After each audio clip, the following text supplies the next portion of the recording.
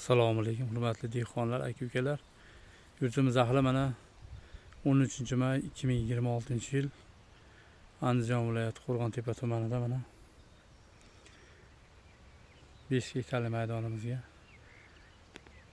Odisseya, Serbiyan Odisseya nomli tritikali urug'i ekilgan mana. Tagida suv bor mahalda bir 5 gektarli maydonda bir 5 sotik joy yiqilgan. 100% yotib qolmagan, qichaygan ekan. Qolgan joylar mana yaxshi turibdi mana. Bo'yi 1,5 metr, 1,60 o'sgan. Boshog'i nihoyatda katta, bir haftadan keyin xudo xolasa urib olsak bo'laveradi.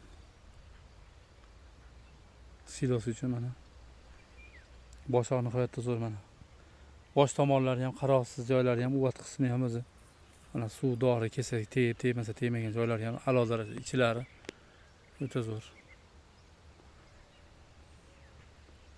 Mana uch sarg'ayishga kelibdi. Donini ochib ko'rsak, don shakllangan 100%, ozgina esa suv chiqyapti. Xudo xolasa bir haftadan keyin uramiz, nasib qilsa urish jarayonidan ham syomka qilamiz. Bo'yi 1,5-1,40 bo'lgan.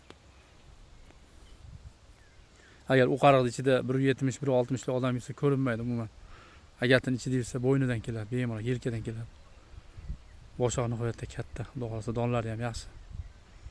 Silos don yo'nalishi bo'yicha Andijon viloyati Qo'rg'ontepa tumanida proba uchun yangi ekilgan.